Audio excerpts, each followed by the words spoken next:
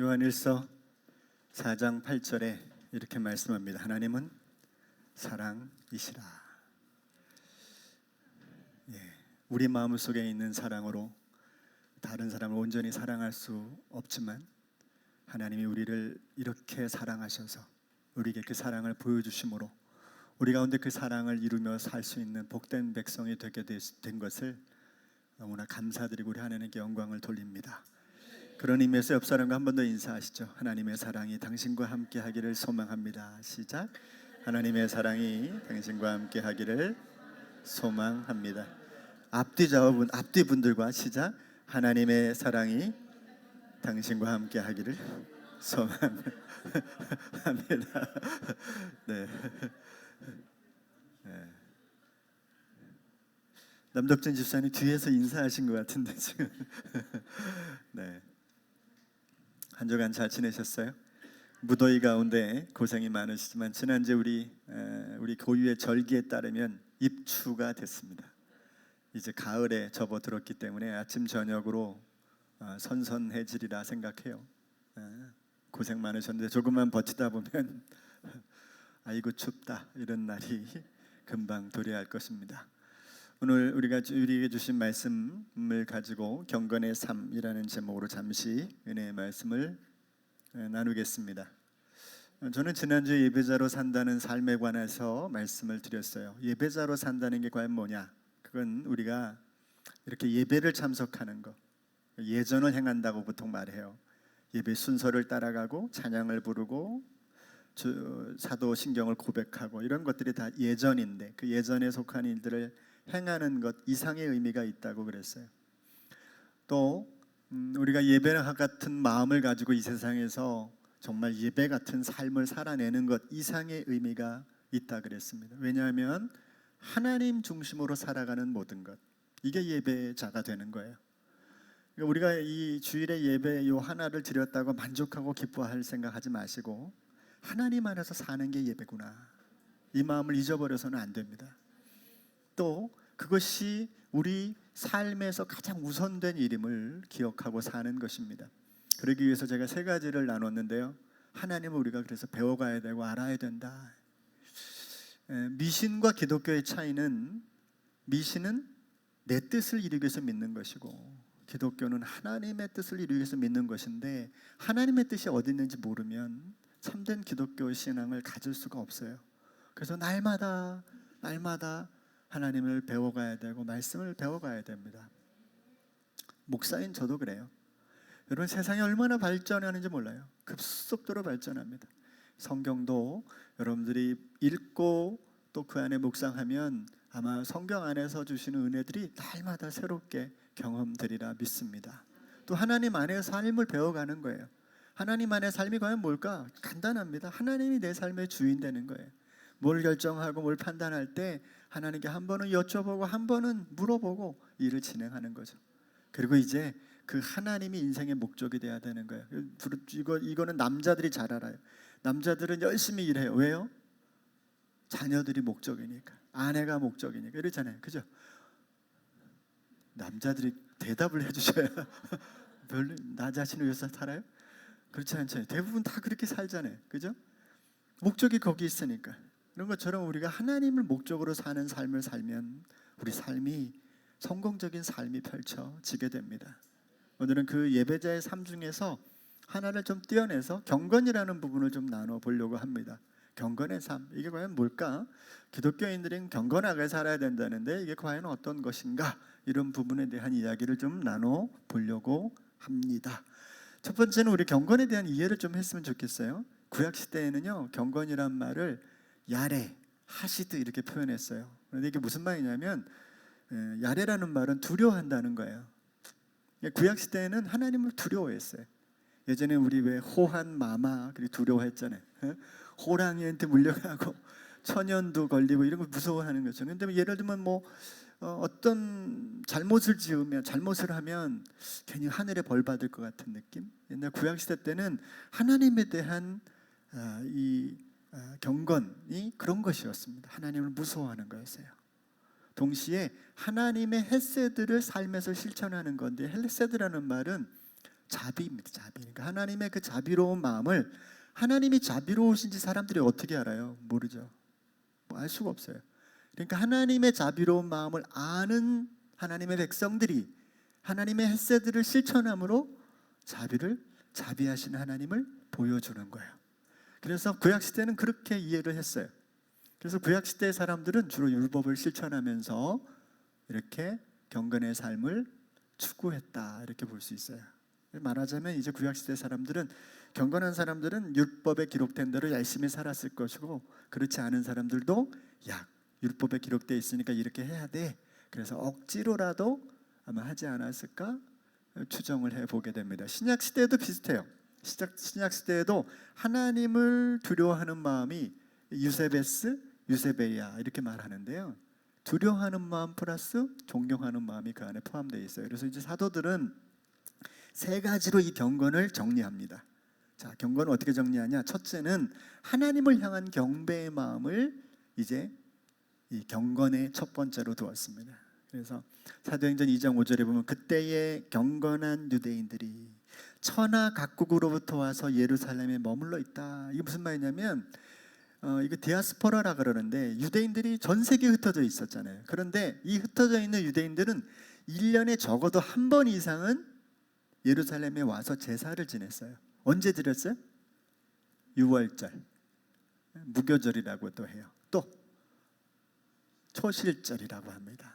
칠칠절이라고 하는, 초실절이 아니라 실질절이라 그래요. 우리나라 말로는 이제 그 오순절이라고 말합니다. 그리고 또 하나가 뭐가 있을까요? 초막절, 수장절이라고도 합니다. 그래서 열매를 거둬서, 거둘 숫자, 보관할 장자, 그래서 열매를 거두어서 보관하는 장막절이라고도 하고 초막절이라고 하는 이 세 배의 날짜에는 전 세계에 아무리 멀더라도 예루살렘에 왔단 말이에요. 왜? 하나님을 예배하려고. 이게 이제 그들의 경건의 첫 번째 모습으로 신약 성경이 기록해요. 두 번째는 개인의 신앙이 경건에 대한 모습을 보여줍니다. 개인의 신앙. 한번 이거 읽어볼까요? 시작. 망령되고 못하는 신화를 버리고 경건에 이르도록 내 자신을 연단하라.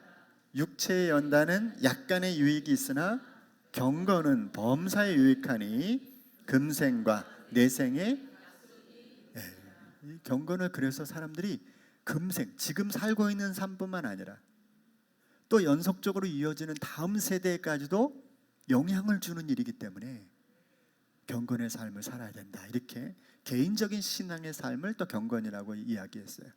세 번째는 뭐냐면 타인과의 관계에서 만들어지는 삶을 경건으로 보았습니다. 오늘 이게 우리의 본문 말씀인데요, 본문에도 이 두 번째 이야기가 나오기도 하는데, 오늘 우리가 읽은 본문인데요, 한 번 더 읽어볼까요? 시작. 누구든지 스스로 경건하다 생각하며 자기 혀를 재갈 물리지 아니하고 자기 마음을 속이면 이 사람의 경건은 헛것이라.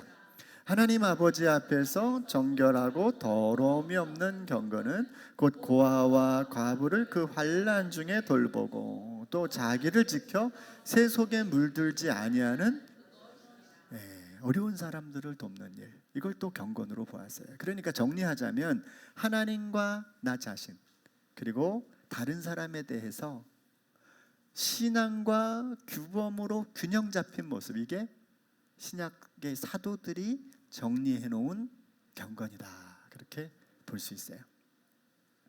사도행전은 이 세 가지를 잘 지켰던 사람이 한 명 소개돼서 그 사람을 경건의 대표적 인물로 소개합니다. 그가 누구냐면 고넬료라고 합니다. 영어로는 코르넬리우스라고 부르죠. 고넬료라고 하는 인물인데요, 사도행전 10장 1절에 보면 가이사라에 고넬료라 하는 사람이 있으니 이탈리아 부대, 그러니까 로마 부대를 말하는 겁니다. 로마 부대의 백부장이었어요. 중대장쯤 되는 그 인물을 소개하는데, 이 사람의 삶이 경건한 삶의 표상이었어요.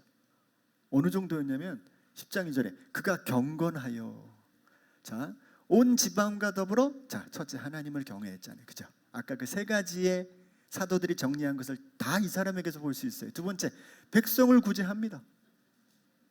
세 번째, 하나님께 항상 기도하는. 그러니까 이 고넬료에게 경건의 모습을 딱 볼 수 있는 그런 내용을 우리가 성경에서 보게 돼요. 신약 시대의 아름다운 전통에 따르면 경건은 하나님과 자신과 그리고 이웃에 대하여 균형 잡힌 삶의 모습, 이게 경건의 삶이라는 거예요. 하나님께 대해서는 예배자로, 내게 주어진 왕적 제사장으로 내가 이 땅을 살면서 거룩한 백성으로 살아가는 삶의 모습을 말하고요. 또 자신에 대해서는 세속에 물들지 않고 온유하고 안정된 심령을 가지고 사는 거예요. 베드로 사도도 말했어요. 오직 마음에 숨은 사람을 온유하고 안정한 심령에 썩지 아니할 것으로 하라. 왜냐하면 이것이 하나님 앞에 값진 것이기 때문이니라 그랬어요. 그리고 이제 타인에 대해서는 약자들을 보호하고 타인의 유익을 만들어가는 오늘 본문의 말씀처럼 그렇게 사는 삶이라는 거예요. 여러분, 저는 한국 교회가 또 우리 무지개 공동체도 그런 것 같아요. 비록 부족해요. 좀 모자란 모습도 있어요. 그러나 우리에게도 여러분 적어도 이러한 모습을 갖고 있는 것 같아요. 여러분, 교회가 가장 많이 또 중점을 두고 있는 것이 사람을 돕고 또 하나님을 예배하고 또 자기 자신의 믿음을 세워가는 일에 힘쓰고 있잖아요. 사실 한국 교회는 이 일에 대해서 저는 그렇게 뒤지지 않고 있다. 그래도 나름 최선을 다하고 있는 한국 교회고, 저는 무지개 공동체도 그렇게 저는 생각해요. 개인적으로. 여러분은 어떤지 모르겠지만 그런 마음을 저는 가지고 있습니다. 자, 그런데 제가 오늘 말씀을 전하는 거기에는 여기에 한 가지를 더 추구하고자 하는 본문의 의미를 좀 찾고자 하는 것입니다. 그럼 이게 경건이냐? 이걸 향하면서 살면 다 되느냐? 그게 아니라는 거죠. 한 가지가 여기에 더 추구해야 될 내용이 있습니다. 그래서 참된 경건을 위한 길을 오늘 한번 찾아보겠는데요. 우리가 지향해야 될 삶이 이것이라고 확신하지만 그러한 확신과 길이 정말 온전하기 위해서는 우리가 알아야 될 게 있다는 거예요. 그게 뭐냐? 여러분, 고넬료 가정에 하나님이 역사하신 사건에서 우리는 그걸 보아요. 아까 고넬료는 하나님과 자신과 이웃, 이 모든 것이 완벽한 경건의 삶의 표상이었어요. 그런데 하나님의 고넬료 가정에 찾아오셔서 또 다른 일을 행하시는 것을 보게 됩니다. 그러한 완벽한 경건의 삶에 하나님은 맛 끝내지 않고 거기에 하나님이 덧붙이시는 내용이 있다는 거예요. 고넬료는 이미 하나님 앞에 자신의 기도와 구제를 인정받았어요. 10장 31절에 베드로가 그렇게 인정하고요. 또 10장 4절에는 천사가 와서 말해요. 고넬료가 주목하여 보고 두려워 이르되 주여 무슨 일이니까? 천사가 나타난 거야. 고넬료에게. 이 경건의 삶을 사는 고넬료에게 나타난 거예요. 나타나서 뭐라 그러냐면 천사가 이르되 내 기도와 구제가 하나님 앞에 상달되어 기억하신 바가 되었으니. 끝났는데 안 끝났다는 거지. 자, 5절에 뭐라고 얘기하는지 보세요. 읽어보세요. 시작. 내가 지금 사람들을 요빠에 보내어 베드로라 하는 시몬을 청하라. 하나님 앞에 경건하고 자신의 삶의 믿음을 지키고 이웃에게 구제를 하는 이 고넬료에게, 그러면 다 끝난 건데 하나님은 거기서 끝내지 않고 이 고넬료를 찾아옵니다. 그리고 고넬료에게 요빠의 사람을 보내서 한 사람을 너네 집으로 초대를 해라. 그의 이름은 시몬이야. 이렇게 얘기해요. 시몬이라는 사람을 초대합니다. 시몬이 누구예요? 베드로입니다. 베드로. 여러분, 놀랍게 그 시점에 베드로는 또 다른 하나님의 신탁을 받고 있어요. 점심때가 다 돼서 이제 이 기도 시간에 어디가 기도하고 좋을까 그래서 옥상 위로 올라갑니다. 베드로가 기도하려고 그러는데 햇볕이 쨍쨍 내리쬐는 거예요. 그러니까 더위가 너무 쬐는지 오락가락하고 있는데 갑자기 환상이 보이는 겁니다. 하늘에서 뇌기퉁의 보자기에 쫙 보자기가 내려오는 거야. 뇌기퉁에 줄이 묶여가지고 그릇처럼 보자기가 되어 있는 거야. 그 안을 이렇게 보니까 여러분, 우리는요 온갖 종류의 음식을 다 먹을 수 있잖아요. 예를 들면 장어탕 이런 거 잘 먹잖아요. 추어탕 일주일에 한 번은 드시잖아요. 그죠? 근데 이스라엘 백성은 추어탕 못 먹어요. 비늘이 없기 때문에. 장어탕 꿈도 못 껴. 자라탕 더 못 먹어요. 얘네들은 못 먹는 게 너무 많아요. 정해져 있어요. 지금도 코셔법이라 그래서 아예 못 먹는 음식을 정해놓고 있습니다. 근데 보자기에서 쫙 하늘에서 내려오는데 이거 간에 보니까 장어, 미꾸라지, 자라 뭐 이런 거 못 먹는 음식만 거기 다 있는 거예요. 근데 갑자기 음성에 들려요. 베드로야 잡아먹어라. 베드로가 뭐라 합니까? 주여, 내가 일생에 먹지 않았는데 말이에요. 왜 내가 이 불경한 음식을 내가 먹어야 되면 안 먹습니다. 잠시 또 막 기도하는데 하늘에서 또 보자기가 내려와요. 보니까 거기 똑같이 또 들어있네. 그러면서 또 음성이 들려요. 베드로야 잡아 먹으라. 안 됩니다. 주님, 나 이런 절대로 나를 시험하지 마십시오.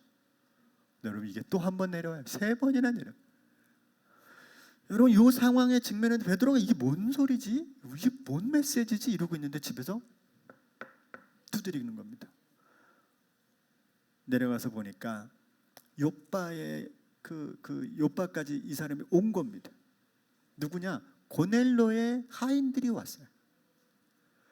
그러니까 고넬료는 그 시간대 천사를 통해서 너의 경건을 보았으니 베드로를 불러와, 이런 메시지를 받았고, 베드로는 그 메시지가 있기 전에 하늘에서 보자기가 내려와서 불경한 음식을 먹으라고 하는 메시지를 3번이나 받는데 둘 다 이 일이 왜 일어나는지를 알 길이 없는 거예요.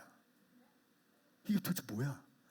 그런데 어쨌든 따라가게 됩니다. 그리고 고넬료의 집에 딱 가서 보니까 고넬료가 경건합니다. 베드로가 보기에도 경건하고 하나님을 경외하고 구제가 충만한 사람이었어요. 그런데 왜 하나님이 날 여기다 보냈을까 생각해 보면서 베드로에게 주시는 하나님의 말씀을 베드로가 전하는데, 그게 뭐냐면 예수 그리스도의 복음과 예수 그리스도의 말씀을 그들에게 전하기 시작하는 거예요. 여러분, 그 순간에 그들에게 성령이 임하기 시작하는 거예요.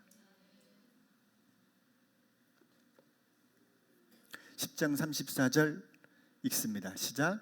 베드로가 입을 열어 말하되 내가 참으로 하나님은 사람의 외모를 보지 아니하고 각 나라 중 하나님을 경외하며 의를 행하는 사람은 다 받으시는 줄 깨달았도다.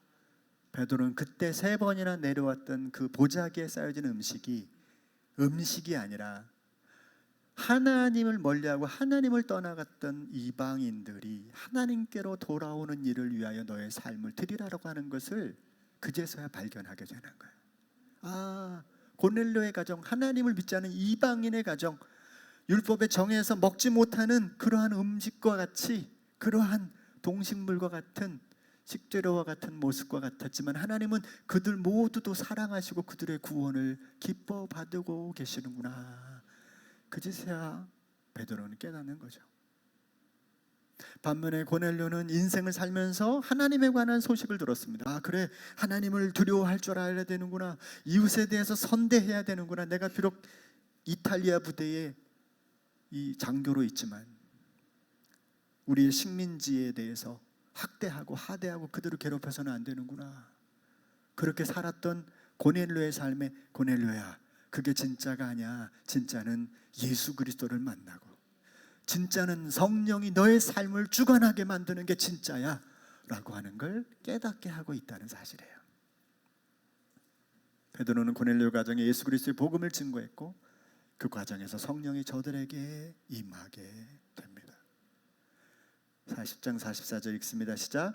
베드로가 이 말을 할 때에 성령이 말씀 듣는 모든 사람에게 내려오시니 베드로와 함께 온 할례 받은 신자들이 이방인들에게도 성령 부어주심으로 말미암아 놀라니.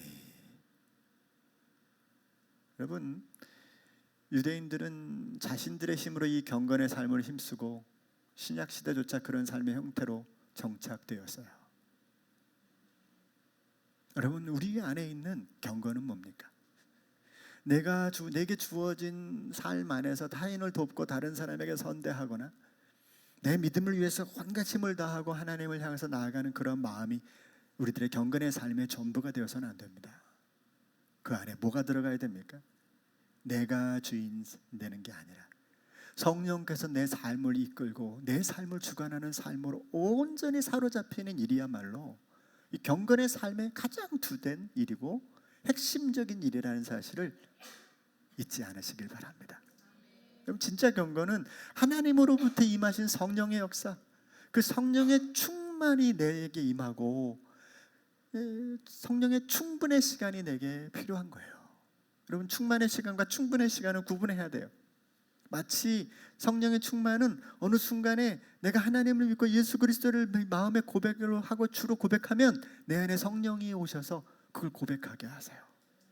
예수님이 나의 주님이라는 걸 고백하게 하세요. 그걸 뭐라 그래요? 성령이 충만하게 되는 거예요. 내 안에 오시는 거예요. 내 안에 임하시는 거예요. 성령이 아니고서는 예수님을 주인으로 고백할 수가 없어요. 그런데 그러면 씨앗이 땅에 떨어져서 싹이 나는 것과 같아. 이제는 이게 거기서 머물면 안 되고요. 자라서 열매가 맺혀져야 되는, 사랑의 열매, 희락의 열매, 화평의 열매, 충성과 온유와 자비의 열매가 나와야 되거든요.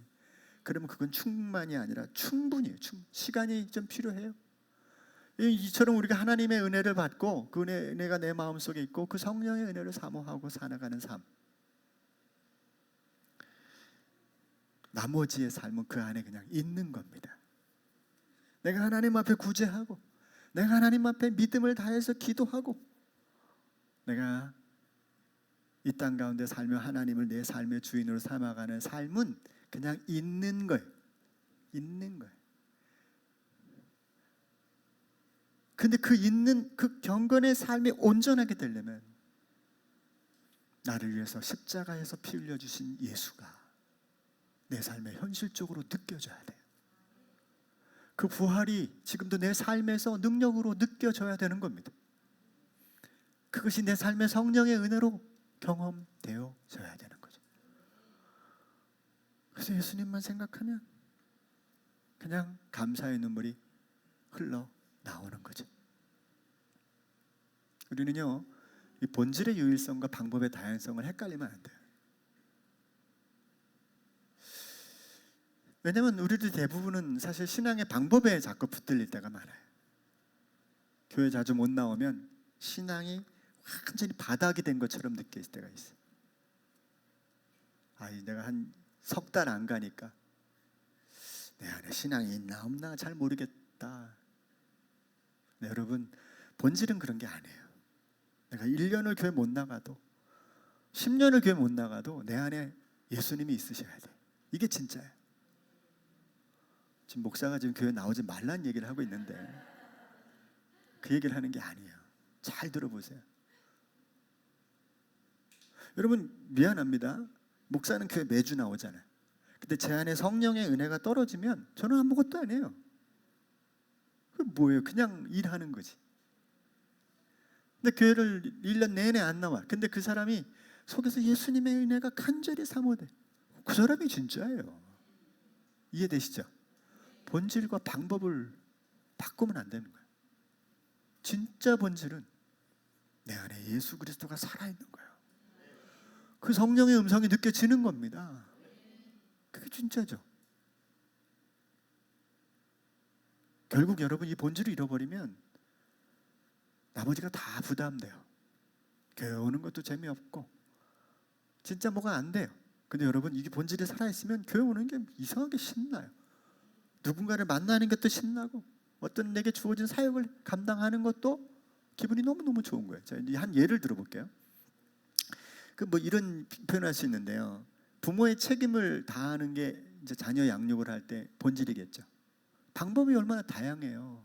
이 방법도 쓸 수 있고 저 방법도 할 수 있고 또 부모로서 책임을 할 수 있는 게 있고 할 수 없는 게 있는 거예요. 그죠? 그러나 본질은 뭐예요? 책임을 다하는 마음이죠. 그런데 이 책임을 다하는 이 마음이 없으면 아무것도 안 되는 거예요. 그 다음부터는 애들도 알고 부모 자신도 알아요. 그런 것처럼 여러분, 우리가 하나님 앞에 예배자가 되고 하나님 앞에 정결하고 더러움이 없는 경건을 붙드는 삶, 포기할 수 없는 믿음의 본질이죠. 그러나 여러분, 성령의 마음과 그 힘이 없다면 그건 아무것도 아니게 됩니다. 형식이 되어버립니다. 부담이 됩니다. 제가 개척을 시작하고 얼마 뒤에 선배 목사님이 한 분이 오셨어요. 저한테 해주신 말씀이 지금도 기억나요. 은 목사, 마음 변하지 마. 그 얘기였어요. 마음 변하지 마. 저는 그 마음을 지금까지 그 말을 기억합니다. 늘 저한테 묻는 질문 중에 하나입니다.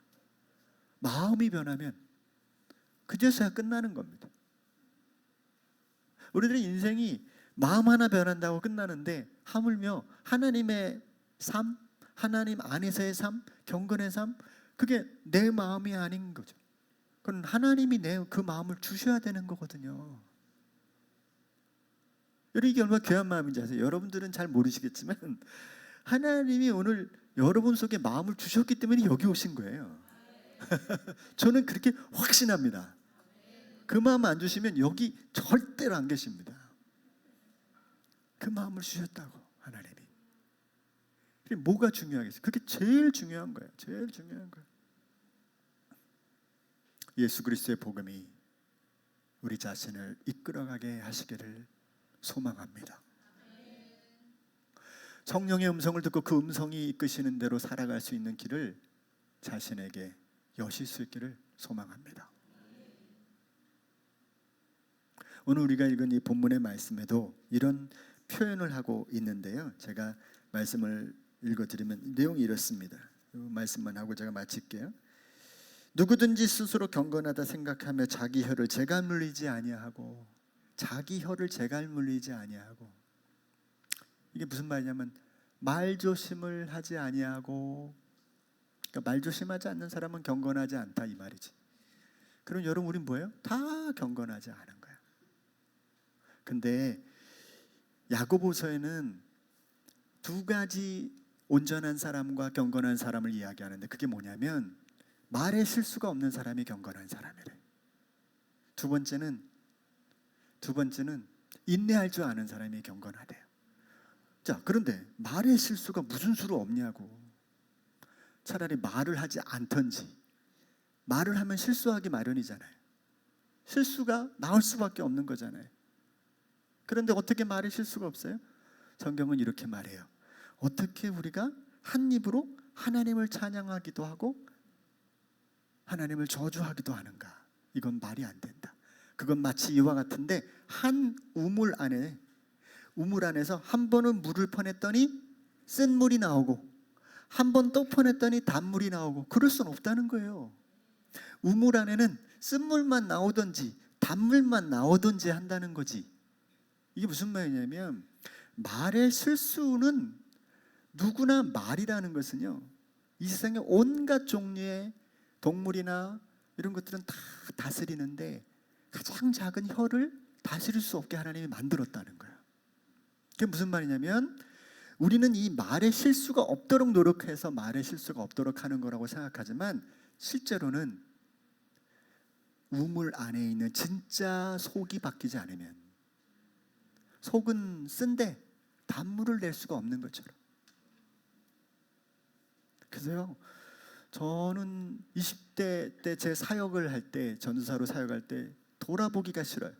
그때만 생각하면 치가 떨려.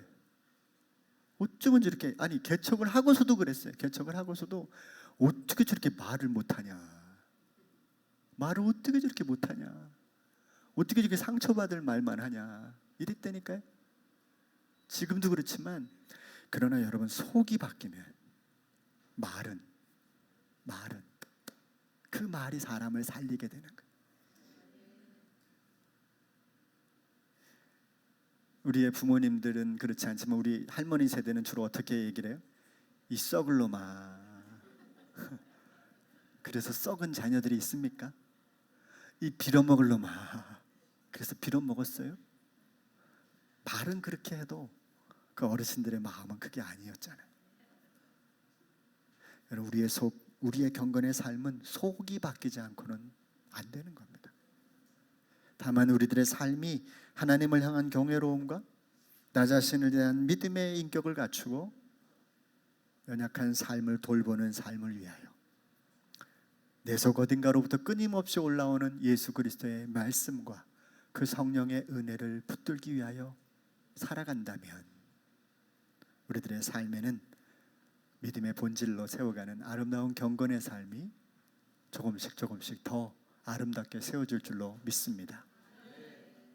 주님을 붙드십시오. 그러면 거기로부터 수많은 방법과 계획이 나옵니다. 경건은 단순히 하나님을 예배하고 자신을 수련하고 또 이웃을 돕는 일을 넘어서는 일이에요.